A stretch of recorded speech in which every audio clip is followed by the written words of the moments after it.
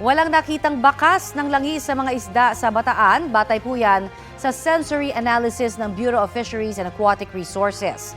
Sa kabila po niyan, humina raw ang bentahan doon dahil sa takot ng mga mamimili. Ayon po sa mga nagbebenta ng isda yan. Kahit pa raw mga ibinibenta nila ay mga huli mula sa malayong parte ng Manila Bay. Kasunod po ito ng pagtagas ng langis mula sa lumubog na motor tanker Terra Nova sa bayan ng Limay. Sa datos ng Bataan, PDRRMO, tinatayang aabot po sa 17,000 mangingisda ang naapektuhan ng kanilang kabuhayan. Sa kasalukuyan, may nakikita pang kaunting oil sheen sa pinaglubugan ng barko kung titignan mula sa ere.